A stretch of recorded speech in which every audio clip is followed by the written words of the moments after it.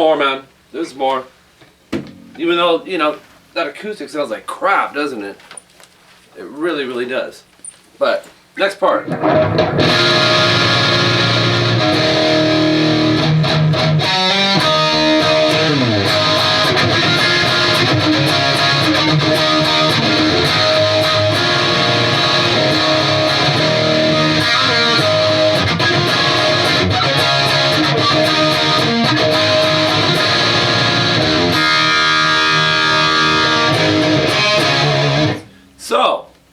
So professional, huh? It's like, hold on, we're gonna switch guitars now. You know, I can't just get one of them things with acoustics on the stand and then the light. You know, that would be too easy, right? So it's called improvising, man. So back to this cruddy sounding guitar, Firehouse, man. Actually, okay, this is Don't Treat Me Bad, right? Robert Scott. You had just mentioned Firehouse with question marks, so that meant, how about some Firehouse? And I remember back in the 90s when this came out, you know, and grunge was knocking on the door, man, just taking over Nirvana and stuff, but this was a great song, man. It was a hit for them, and it should have been. Where's my seagull when I need it, huh? So here's what we're going to do. I'll show you what's happening. It sounds a little bit like Jack and Diane from John Cougar Mellencamp, doesn't it? 7D, 7D, not 70. 6G, and then bar the 5th fret on the B and the E. Okay, so we're gonna go. The strumming, I'm gonna give you the basic concept for it, and they just repeat it through this. Down, down, up, down. And then go 6D, 4G, 5B. So down, up, down, up, down, up, down, up. So those two connected is the strum pattern. Now we're gonna do take this chord you're playing here, which is the E/A flat or G sharp, and you're going to move it back to 4-2-3 on strings 4-3-2.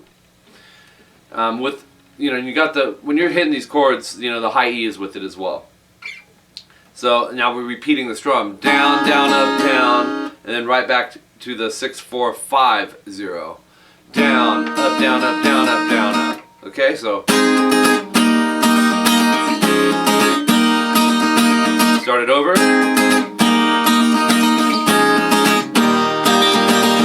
But the second time, when you get over to 4-2-3 on D, G, and B, after you strum through that, you go to E major. It's the open position version. So 2A, 2D, 1G, and do the same strum that you would normally do there. Down, up, down, up, down, up, down, up. That's one section of the song. When it changes, because you're going to go back and play this again.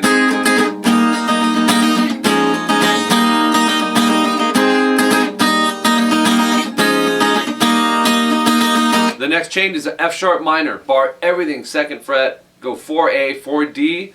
Keep the same strum in concept here. So down, down, up, down on that chord. Then we're going to go to C sharp minor 7. Bar the 4th fret, strings 5 through 1. Go 6D, 5B. Down, up, down, up, down, up, down, up. Try to mute that low E with the tip of this first finger, or it's going to go. You don't want that. And then D major, open position chord. You're probably familiar with this one. 2E, 3B, 2G. Take your thumb and mute the low E up here. And go down, down, up, down. And then open position E major. You know that one. We just played it a second ago.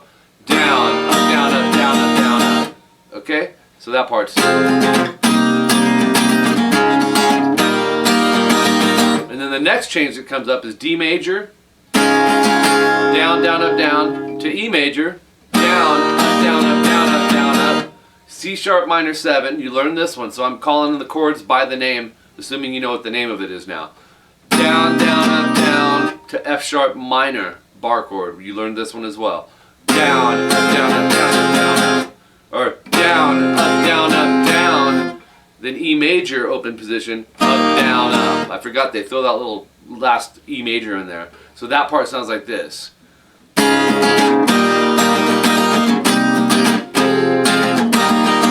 Okay? That's going to repeat through a few times. before the distorted guitar comes in, you'll wind up going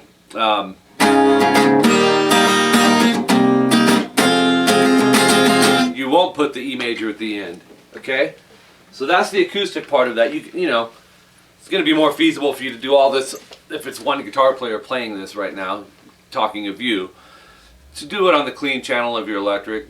But it's such a pretty big acoustic part, I wanted to play it on the acoustic. That's why I did that real professional switch the guitar thing. So when it changes, you're doing the B minor 7 bar. That's 2nd fret, A through E, 4D, 3B. We did this one somewhere else in the song. I think. No, we didn't. I thought we did. So you're gonna strum strings 5 through 1, distortion, and then open E, 2nd fret A. Just let it ring. Then palm mute the open E 3 times, and then go like this.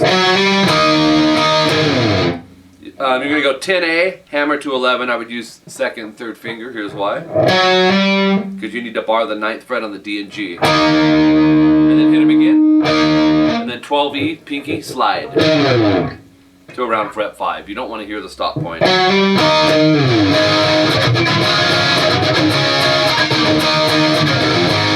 So let me show you that part.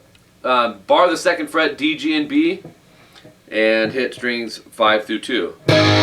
2 times, and then fret hand mute, down, up, down, up. So then B minor 7 bar. We did do this one a second ago. You'll do the same thing, same string, same strum. And then D major, it's 5A, and then 7, 7, 7, D, G, and B. I like to bar stuff like that with my pinky. Strings 5 through 2 on that. And then go up to 7A. You can move that whole chord a whole step sharp. 7A, 9, 9, 9, D, G, and B. But this time go 2 chord hits, and then mute, fret hand mute, down, up, and then hammer on, go open E, hammer to 2E. So it's... And then start the chords over, but the strum's different. Now they're going... so do the A major 3 times, 3 downs. B minor 7 once. D major open position 3 times down to E major once. And then just, it's hard to hear, but it's in there. Go 4G and strum strings 3, 2, and 1. Slide it to 6, slide it back to 4. So it's...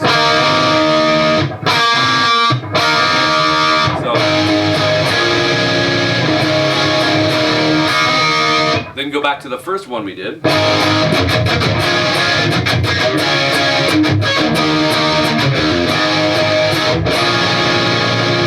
And then this time, after you do the B minor 7,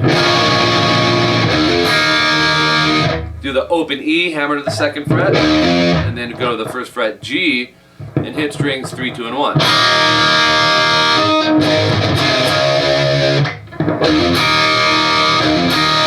I watched him do it live. He's like, he just hits the last 2 strings open. He goes, but in the studio, you can hear that G sharp note in there. So a lot of parts in there that I just showed you. Hopefully, I didn't confuse you too much on it. Tune flat.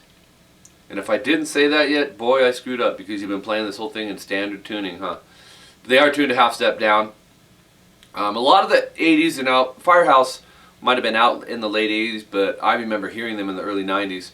And but a lot of the 80s bands had tuned a half step down as well. So they just went ahead and did the same thing there. I don't know if there are other songs that are like that. If you have questions, you guys, let me know. And hit me up, rockinguitarlessons@hotmail.com, website rockinguitarlessons.com. $25 a month, man. We'll get you in. It's going to have jam tracks, really user-friendly site. So I will let you know. We're probably looking at February 2013.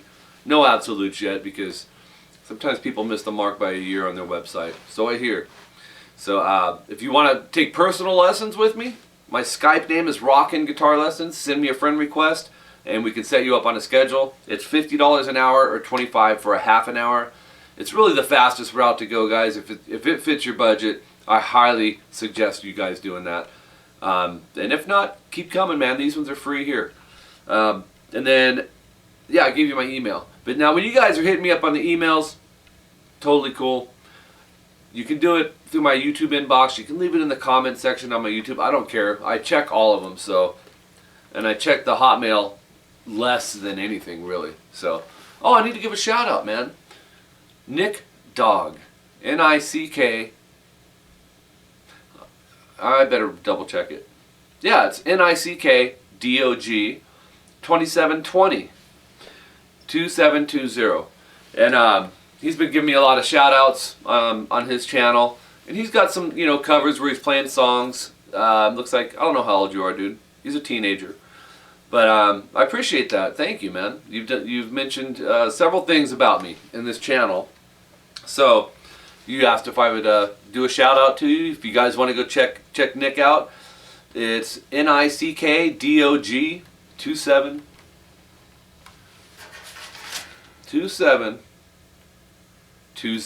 I almost said 2720. So Nick's got a good little energy about him, man. So go check him out, man. Show him some love. Give him some comments. I'm Mike Gross. rockinguitarlessons.com. youtube.com/rockinguitarlessons1. We will talk to you guys later. I'm just going to play the distortion part. Alright, here we go.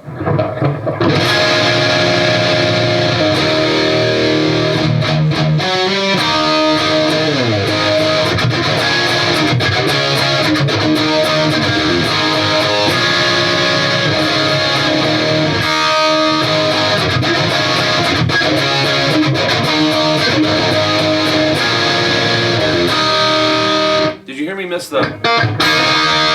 It's in there. Later, guys.